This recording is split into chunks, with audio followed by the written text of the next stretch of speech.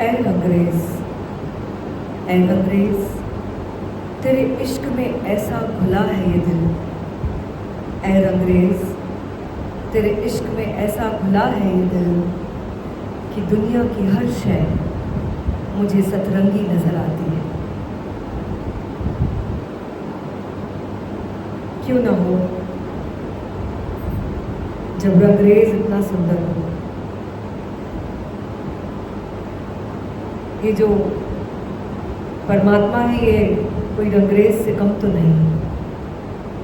आप चारों तरफ अगर अपनी नज़र घुमाएंगे तो सतरंगी दुनिया उसने अपनी बना रखी है। कभी देखिए आकाश में किस प्रकार के रंग बिखेर देता है, वो उसका कैनवस है। शाम को अलग ही सुनहरी धूप में वो क्या रंग बिखेरता है अपने कैनवस में। सुबह होती है एक अलग सुनहरी धूप होती है और वो अपने कैनवस पे अलग अलग चित्र बनाता है। कितने रंग उसने तितलियों में भरे। अगर आप देखने के लिए जाएंगे तो वो परमात्मा स्वयं अपने आप में कितने रंगों से भरा है, कितना रंगीन है। मछलियों में अगर आप देखिए तो इतने कलर जो शायद आपको भी कलर मालूम नहीं होंगे, ये तो हम मनुष्य ने कलर डिस्कवर किए हैं।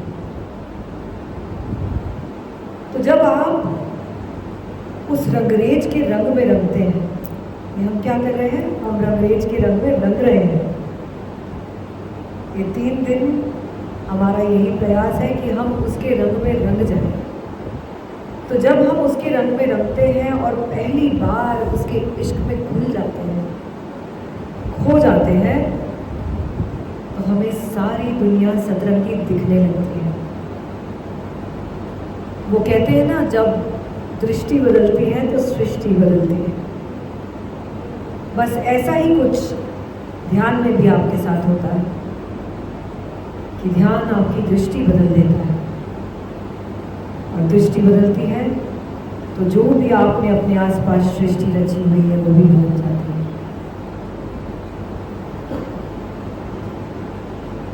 तो ये सतरंग क्यों कहा जाता है सतरंग? क्योंकि 7 रंग से दुनिया बनी और उसने चारों तरफ ये 7 रंग हमारे रंगरेज ने फेंक दिए।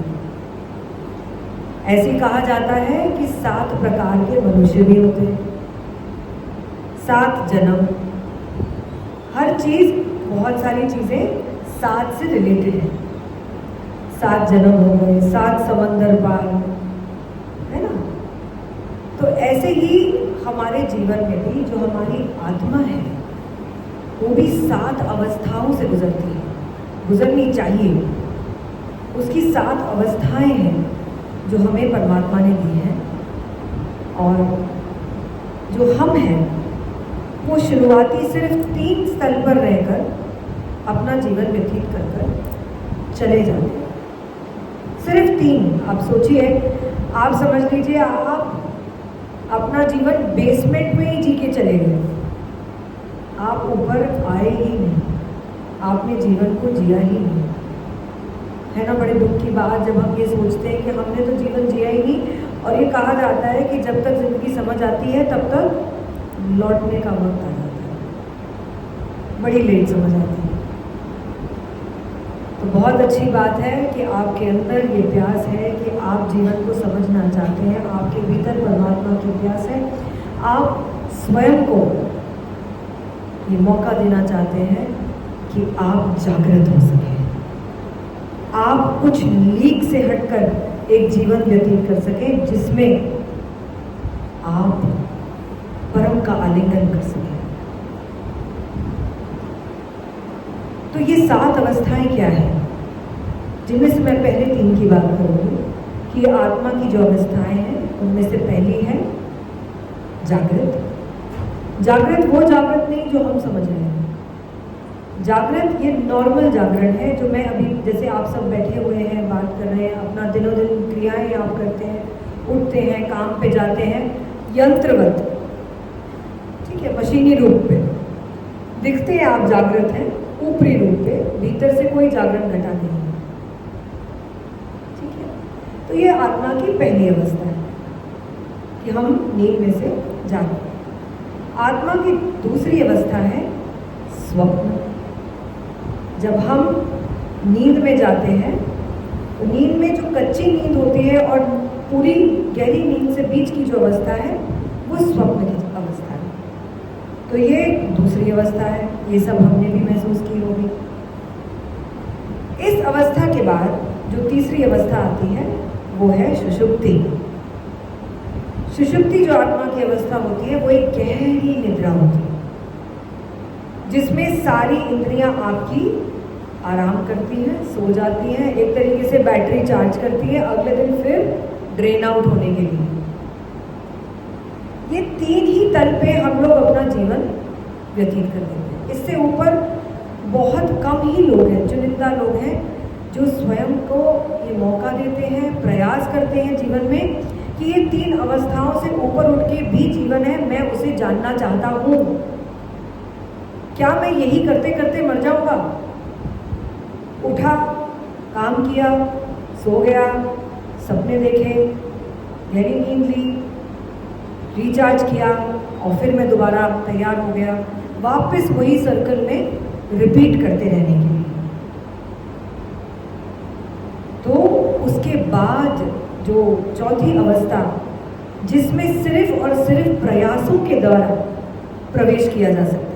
ये तीन अवस्थाओं आपको जो मैंने आपको बताई, तीन अवस्थाएं, ये बिना प्रयास के आप जीवन जीते हैं, इसमें आपका कोई हाथ नहीं होता। तो जो चौथी अवस्था है जिसे कहते हैं तुरिया, नाम भी उसको तुरिया दिया गया क्योंकि वो चौथी है। तो ये चौथी अवस्था जो है ये आपको आपके गहरे प्रयासों से मिलती है। आप जब स्वयं को ध्यान में लेके जाते हैं, आप जब स्वयं को एक रास्ते पर, एक अध्यात्म की यात्रा पर लेकर जाते हैं, प्रभु की ललक आपके भीतर पैदा होती है कि मुझे कुछ और भी है जो जानना है, कि कुछ ऐसा है जो जानने योग्य है, कुछ ऐसा है जिसको जानने के बाद कुछ जानना शेष नहीं रहता। तो हम कहते हैं कि हमें कुछ ऐसा पाना है जिसको पाने के बाद कुछ शेष न रह जाए। ये हमारी पहली यात्रा शुरू होती है अध्यात्म की ओर, परमात्मा की ओर। तो ये प्रयासों से मिलती है। इसमें हम जागृत थोड़ा थोड़ा होना शुरू होते हैं, प्रयास करते हैं। अब इसके बाद जब हमारी साधना, जो आप कहेंगे जो साधु हुआ, जो साधक है, वो इस अवस्था को अपनी साधना के द्वारा यहाँ तक पहुँचता है। और जब वो साधना के द्वारा यहाँ इस तुरिया अवस्था तक पहुँचता है और उसको गहन साधना के बाद एक जागृत अवस्था का आभास होता है, मैंने सिर्फ आभास कहा है, अनुभूति होती है कि हाँ कुछ ऐसा है जो भीतर मेरे सदा जागृत रहता है। तो और प्रयासों के द्वारा वो आगे बढ़ता है और तुरिया के बाद दूसरी अवस्था, जो पांचवी अवस्था आती है, वो है तुरियातीत, तुरिया के परे। अब जब तुरिया अवस्था जो मैंने आपको बताई वो ये अवस्था है जहाँ से वापस जाना बहुत आसान है। आप वापस अपने स्वप्न लोक में, अपने सुषुप्ति में वापस बहुत जल्दी गिर सकते हैं। तुरिया के बाद तुरियातीत अवस्था जब आप पहुंच जाते हैं अपनी गहन साधना के बाद, तो यहाँ से मुश्किल इतनी जल्दी आप नहीं गिर पाते। क्यों? क्योंकि जो आपने साधना की है वो सदने लगती है। अब जो है आपकी साधना सदने लगी, अब पीछे जाना थोड़ा कठिन। तो जब आप इस अवस्था में कंटिन्यूअस रहने लगते हैं, इस चैतन्य की अवस्था में, उसे तुरियातीत अवस्था कहते हैं। अब जब तुरियातीत के आप पास पहुंचते हैं, जब आप उसमें रहना शुरू होते हैं, आप सिर्फ और सिर्फ ध्यान में रहते हैं, आप साधना में रह चुके होते हैं, आप घटित हो जाते हैं। अब तुरियातीत अवस्था भी आपकी जो पांचवी है वो भी इससे आगे की भी यात्रा है। इससे आगे की यात्रा है जागृत अवस्था। जागृत अवस्था, जिसे आप कहते हैं भगवत चेतना। तुर्यातीत के बाद, आपकी गहन साधना के बाद आपको मिलती है भगवत चेतना, जहां आप स्वयं में उस भगवत चेतना को विराजमान होते हुए दृष्टा के रूप में देख सकते हैं। ये तो हो गई आपकी छठवीं अवस्था। छठवीं अवस्था के बाद जो सबसे परम अवस्था जहां आप पहुंचते हैं वो है ब्रह्म चेतना। ये ब्रह्म चेतना जो है, ये आपके जीवन की खिलावट है। ये असली खिलावट है आपके जीवन की। आपको अपने जीवन के बीज को यहाँ तक विकसित करके लाना ही है और लाना चाहिए। ये उन्हीं हजार कमल रूपी पंखुड़ियों का खुलना है जो आपके सहस्त्रार में मौजूद है, जहाँ ये पंख, ये पंखुड़ियाँ, ये खुलती है और ये ब्रह्म चेतना में लीन हो जाती है। तब आप ब्रह्म चेतना कहलाए जाते हैं। तो ये 7 अवस्थाएं जो हमने बताई, ये कमल का खिलना, जो कल हमारे सद्गुरु भी कह रहे थे कि अमृत झरता है और कमल खिल जाता है। तो ये 7 अवस्थाएं हैं आत्मा की। तो पूरी कोशिश कीजिएगा कि आप जीवन में अपनी इन आत्मा की अवस्थाओं को आप ज़रूर पार करते रहें। धीरे धीरे अच्छे प्रयासों द्वारा, अपने पूरी प्राण और शक्ति के द्वारा आप ब्रह्म चेतना को पा सकें। यही आपका जीवन में पूर्ण लक्ष्य होना चाहिए। जैसे अर्जुन को सिर्फ चिड़िया की आंख दिखाई देती है, ऐसे ही आपको भी बस ब्रह्म चेतना की ही लक्ष्य दिखाई देना चाहिए अपने जीवन में, क्योंकि बाकी सब तो आपसे ले लिया जाएगा। बस एक यही है जो आप स्वयं के साथ ले जा सकते हैं। एक बार एक छोटे से बच्चे ने अपने दादाजी से पूछा कि हमारे भीतर क्या है। उसके दादाजी ने कहा कि हमारे भीतर 2 प्रकार के जानवर रहते हैं। जानवर? कहाँ? कौन से जानवर? तो दादा ने कहा कि हमारे भीतर 2 प्रकार के भेड़िया रहते हैं। कहते किस प्रकार के? तो कहते हैं एक भीतर जो अच्छा और एक बाहर जो बुरा। तो वो कहता है, पूछता है दादाजी से कि ज्यादा कौन चलता है? दादाजी बड़ा अच्छा जवाब देते हैं, वो जिसको आप पोषण देते हैं। आपके भीतर, अगर आप अपने भीतर के अंदर के स्वाद को पोषण देते हैं तो वो बढ़ेगा, और अगर आप बाहर को पोषण देते हैं तो वो बढ़ेगा। तो ये आपके ऊपर निर्भर करता है कि आप अपनी यात्रा किस प्रकार बाहर केंद्रित रखते हैं या अंतर्मुखी रखते हैं। तो जितनी जल्दी हो सके स्वयं को, क्योंकि हमारी जो अभी अवस्था है उसमें हमारे पास ऊर्जा है जिसको हम अभी चैनलाइज करके उसको ट्रांसफॉर्म कर सकते हैं। आगे जैसे जैसे हमारा शरीर और नीचे की तरफ जाता जाएगा, हम जैसे जैसे अपनी उम्र में बढ़ते रहेंगे, वो ऊर्जा और क्षीण होती रहेगी और हमें इस अवस्था को पाने में और देर लगती जाएगी। हम कहते हैं ना, बार बार लोग कहते हैं अरे वो तो ध्यान भजन ये तो बुढ़ापे का काम है। बिल्कुल नहीं। तब तो आपके पास कुछ रह ही नहीं जाएगा परमात्मा को देने के लिए।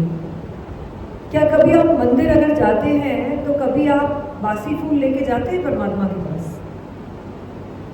जब बासी फूल परमात्मा को भी नहीं अर्पण होते तो आप स्वयं को कैसे तब तक अर्पण करना चाहते हैं जब आप में कुछ रहा ही नहीं? कि जिंदगी की मशीनरी पे तब रंग आया जब पुर्जे पर जंग आया। तो जिंदगी की मशीनरी पर तब रंग लाने का क्या फायदा जब जंग ही आ जाएगा। तो स्वयं को अभी इस समय ही आप ऐसा कुछ करिए स्वयं के साथ कि आप अपनी एनर्जी को चैनलाइज कर सकते हैं, इसको बदल सकते हैं और फिर जब आप ये बदले हुए एनर्जी को देखेंगे तो आप संसार को भी बहुत अलग तरीके से हैंडल कर पाएंगे। आपका पूरा नजरिया, आपका जीवन जीने की कला बिल्कुल बदल जाएगी। तो बोलिए उस रंगरेज से कि ओ रंगरेज, आज रंग दे तू हर रंग में मुझे, क्योंकि हर रंग एक जीवन की नई दास्तान लिखना चाहता है।